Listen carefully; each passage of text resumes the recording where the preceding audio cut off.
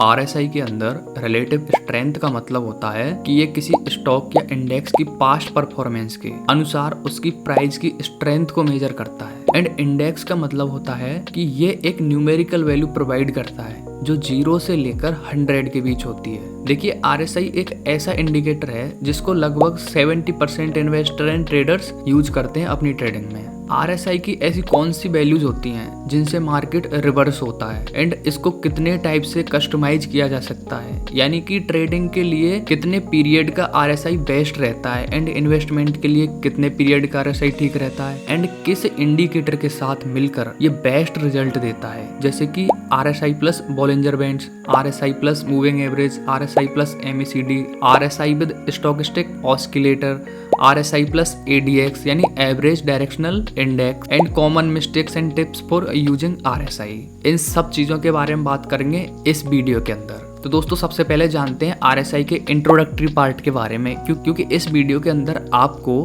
बिल्कुल बेसिक से लेके एडवांस लेवल तक बताने वाले हैं। कहने का मतलब, आप आरएसआई के बारे में बिल्कुल नहीं जानते हो या फिर आरएसआई के बारे में आप थोड़ा बहुत जानते हो तो ये वीडियो आपके लिए है। एंड आप एडवांस लेवल सीखना चाहते हो आरएसआई का एंड आरएसआई का अदर इंडिकेटर के साथ कॉम्बिनेशन किस टाइप से है वो भी सीखना चाहते हो, तो वो भी आपको इसी वीडियो के अंदर मिलने वाला है। तो दोस्तों, वीडियो में लास्ट तक बने रहिए। तो करते हैं स्टार्ट वीडियो को बिल्कुल बेसिक से। आरएसआई यानी रिलेटिव स्ट्रेंथ इंडेक्स, इसको जे वेल्स बिल्डर ने 1978 में डेवलप किया था और ये एक मोमेंटम ऑस्किलेटर है जो प्राइस मूवमेंट की स्पीड और चेंज को मेजर करता है। आरएसआई की वैल्यू 0 से लेकर 100 के बीच होती है जो मार्केट कंडीशन के बारे में एक क्रूशियल इंसाइट्स प्रोवाइड करती है। आरएसआई प्राइस चार्ट के नीचे ये लाइन ग्राफ के रूप में दिखाई देता है। कहने का मतलब आरएसआई इस टाइप से आपको देखने को मिलेगा। आरएसआई ट्रेडर्स के लिए एक पावरफुल टूल है। ये मार्केट में ओवरबॉट और ओवरसोल्ड कंडीशन आइडेंटिफाई करने में हेल्प करता है जो पोटेंशियल ट्रेंड रिवर्सल का सिग्नल हो सकता है। प्लस ये वर्सेटाइल है और वेरियस टाइम फ्रेम्स के अक्रॉस यूज किया जा सकता है, चाहे आप डेली ट्रेडिंग कर रहे हो या वीकली ट्रेडिंग कर रहे हो।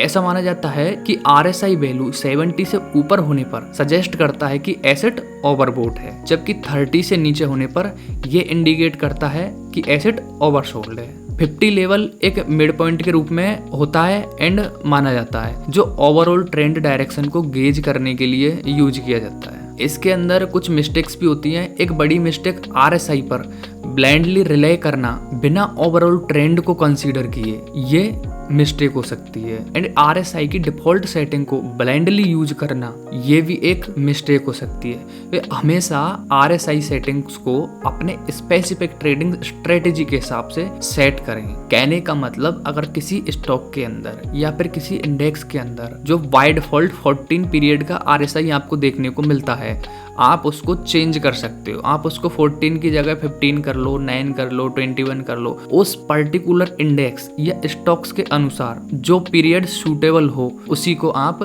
रख सकते हैं। एंड ज़्यादातर ट्रेडर 70 और 30 को डिफॉल्ट आरएसआई लेवल मानकर चलते हैं, लेकिन आप मार्केट कंडीशन के हिसाब से इन लेवल्स को एडजस्ट कर सकते हैं। फॉर एग्जाम्पल, अगर मार्केट हाईली वॉलेटाइल है, आप 80 और 20 को यूज कर सकते हैं। तो आरएसआई वैल्यू अगर 80-20 को हिट कर रही है बार बार, तो इसके अंदर जो बाय डिफॉल्ट 70 और 30 लेवल्स होते हैं ओवरबॉट और ओवरसोल्ड के, तो उनको आप, जैसे आरएसआई लेवल 80 के पास बार बार जा रहा है तो 80 लेवल क्या हो जाएगा, आपका ओवरबॉट लेवल हो जाएगा। एंड जो 20 लेवल है वो लेवल आपका ओवरसोल्ड कंडीशन हो जाएगी। तो ये हर स्टॉक्स एंड इंडेक्स के अनुसार अलग अलग हो सकते हैं।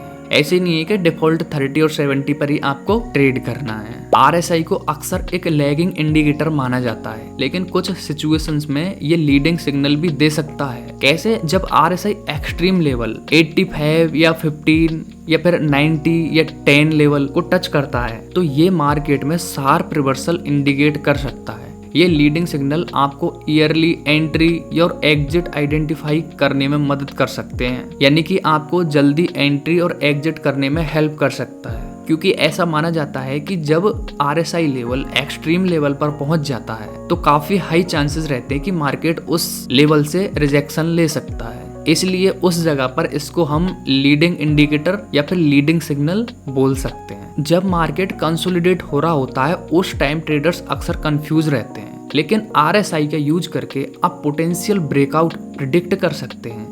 जब RSI रिपीटेडली 50 के अराउंड आता रहता है, मतलब बार बार 50 लेवल को टच कर रहा है और फिर सडनली ऊपर या नीचे ब्रेकआउट करता है, तो ये इंडिकेट कर सकता है कि प्राइस एक्शन में एक सिग्निफिकेंट मूव आने वाला है, जिससे आप उसके अंदर एक मोमेंटम कैच कर सकते हो। ज़्यादातर लोग RSI का यूज सिर्फ ओवरबोट और ओवरसोल्ड कंडीशन को देखने के लिए ही करते हैं, लेकिन आप इसे ट्रेंड कंफर्मेशन के लिए भी यूज कर सकते हैं। फॉर एग्जांपल, अगर RSI कंसिस्टेंटली 50 के ऊपर रहे तो ये एक स्ट्रॉन्ग अप ट्रेंड इंडिकेट करता है। इसी तरह अगर ये 50 के नीचे रहे तो ये एक डाउन ट्रेंड को कंफर्म करता है। दोस्तों, ये तो था इसका बेसिक ओवरव्यू जो अधिकतर लोगों को पता होता है एंड बिगनर लेवल्स को नहीं पता होता है। जो न्यू लर्नर्स होते हैं उनको तो ये चीज़ नहीं पता होती है, तो उनके लिए ये बेस्ट है, लेकिन जो ऑलरेडी सीख चुके हैं उनको ये चीज़ें पता होती हैं। एंड इसके बाद में आते हैं कुछ एडवांस टॉपिक्स इसके अंदर, जैसे कि डाइवर्जेंस हम नेक्स्ट पार्ट के अंदर पढ़ेंगे। ये कुछ एडवांस हो जाता है। इससे पहले हम जानेंगे RSI कैसे वर्क करता है, RSI की कैलकुलेशन क्या है, किस फॉर्मूले पर ये वर्क करता है, ये चीज़ हम अब जानेंगे। तो दोस्तों, अब बात करते हैं RSI की कैलकुलेशन के बारे में कि RSI की कैलकुलेशन किस प्रकार होती है और किस प्रकार ये चार्ट ड्रॉ होता है, ये वाला RSI वाला। तो अब बात करते हैं RSI के बारे में। जैसे कि हम गेन देखना इधर की साइड यहाँ पर दिखेगा, इस जगह पर इस कैंडल के अंदर देखो 187.85 पॉइंट का गेन हुआ है, 269.95 लॉस, 21.65 ये गेन हुआ है। तो इस तरीके से अगर हम 14 पॉइंट का निकालते हैं, 14 पीरियड का निकालते हैं, तो ये हो जाता है हमारा RSI 14 पीरियड। अगर हम निकालते हैं 15 कैंडल का तो ये हो जाएगा RSI 15 पीरियड। हमको निकालना है 16 कैंडल का, जैसे यहाँ से निकाल लो और 16 कैंडल निकालनी है अपने को। ये निकालना है 16 कैंडल का तो 16 पीरियड का RSI हो जाएगा। तो इस प्रकार RSI का ये पीरियड होता है। तो RSI जो लेंथ होती है अभी 14 है, तो बाय डिफॉल्ट 14 ही रहता है। तो इन्वेस्टर क्या करते हैं, इसको 56 भी यूज़ करते हैं, 100 भी यूज़ करते हैं, कोई कुछ यूज़ करता है, कोई ट्रेडिंग में 9 भी यूज़ करता है। तो मैं बाय डिफ़ॉल्ट 14 वाला एक्सप्लेन करता हूँ, आपको लेके चलता हूँ एक्सेल पर। ये एक्सेल पर कुछ मैंने डेटा लिखा हुआ है, जैसे ये गेन है, मतलब 1 से लेके 14 दिन का डेटा है इसके अंदर। ये देखो, इस दिन 2 दिन जैसे गेन हुआ है और इस दिन लॉस हुआ, फिर गेन हुआ और फिर लॉस हुआ। तो इस तरीके से ये हमारा गेन वाला डेटा है और ये हमारा लॉस वाला डेटा है। अब आपको पता चल गया होगा कि गेन कैसे लेना है और लॉस कैसे लेना है। ये एक बार और बता देता हूँ आपको। जैसे ये कैंडल है 1 डे की है, आप देखोगे कि यहाँ से ये 18 जुलाई की कैंडल है, ठीक है, 1 डे की। अब इसके बाद में जो नेक्स्ट कैंडल बनी है, इसके अंदर क्या हुआ है, लॉस हुआ है, कितने का, 269.95, इतने पॉइंट का लॉस हुआ है। और इधर देखोगे तो इस कैंडल में क्या हुआ है, 21.65 का गेन हुआ है और इसके अंदर देखोगे तो 30 पॉइंट का लॉस हुआ है। तो इस तरीके से हमने ये वैल्यू लिखी हुई है। तो अब हमको क्या करना है, इन सारी वैल्यूज को यहाँ पर कैलकुलेट कर लेना है, यानी सम कर देना है या ऐड कर देना है। इसी प्रकार लॉस वाली वैल्यूज को भी ऐड कर देना है। तो जो गेन हुआ है वो हमारा हुआ है ये, और लॉस हुआ है वो हुआ है ये। अब फॉर्मूला जान लेते हैं इसका कि फॉर्मूला क्या होता है। तो देखिए, RSI का जो फॉर्मूला होता है वो 100 माइनस 100 अपॉन 1 प्लस RS, ये फॉर्मूला होता है इसका। इसमें बाकी सारी वैल्यूज हैं, ये RS मिसिंग है। तो RS क्या होता है, RS होता है हमारा average gain upon average loss, ये हमारा RS होता है। तो एवरेज गेन क्या है, एवरेज गेन होगा हमारा ये जो पॉइंट है, ये गेन है और ये हमारा लॉस है। अगर इनको 14 पीरियड का ले रहे हैं तो 14 से डिवाइड कर दो दोनों को। तो यहाँ पर मैंने लिखा हुआ है ये V19 है। ये क्या है, ये देखिए V19/14 और C19/14, ये कुछ नहीं है, ये है, ये जो कॉलम है ये वाले, ये 2 कॉलम और ये जो वैल्यू है ये वाली और ये वाली, ये वैल्यूज मैंने डिफाइन की हुई है। V19 का मतलब ये V और यहाँ से ये 19 वाली रो और ये V कॉलम, तो कहाँ पर है ये, तो ये वैल्यू है हमारी, तो मैंने लिख दिया V19। तो ये कॉलम डिफाइन हो गया, डिवाइड बाई 14, यानी कि ये एवरेज निकल गया, एवरेज गेन हो गया ये, अपॉन एवरेज लॉस। तो एवरेज लॉस कौन सा होगा,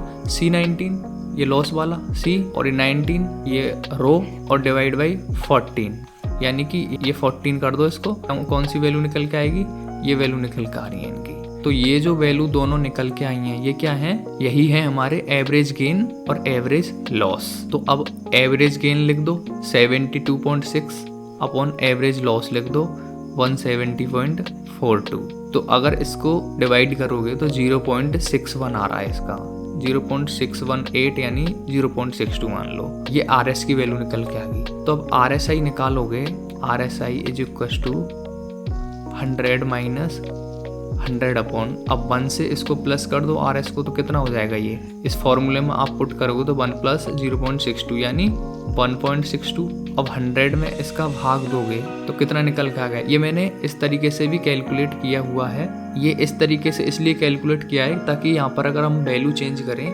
तो यहाँ पर ये सारी की सारी वैल्यू चेंजेस हो जाएं और इनके अंदर कोई डिफरेंस भी ना आए। तो आप तो सीधा इस फॉर्मूले में पुट करिए वैल्यूज को, सिंपल।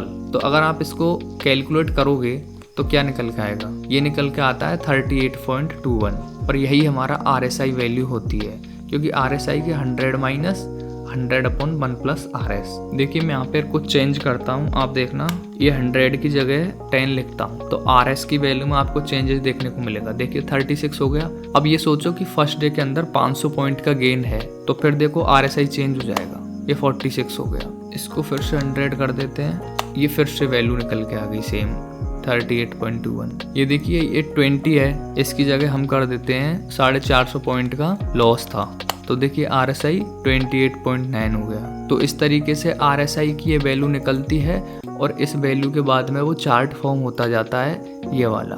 उस फॉर्मूले में इन 14 कैंडल्स को डाला तब जाके ये एक RSI की वैल्यू निकल के आई 50.82। एंड नेक्स्ट वीडियो के अंदर हम बात करेंगे कि RSI अगर अदर इंडिकेटर के साथ ऐड कर दें तो कितना रिलेवेंट होता है। तो हम बात करने वाले हैं average true range, MACD, moving average, Bollinger band and काफ़ी सारे इंडिकेटर होते हैं जिनके साथ RSI मिलके कुछ काफ़ी अच्छे रिजल्ट निकाल के देता है। तो इसके नेक्स्ट पार्ट के अंदर हम बात करेंगे RSI का कॉम्बिनेशन विद अदर इंडिकेटर। तो दोस्तों वीडियो पसंद आई है तो वीडियो को लाइक कर दें, चैनल सब्सक्राइब कर दें एंड बेल आइकन प्रेस कर दें ताकि आप लेटेस्ट वीडियो मिस ना कर पाएं।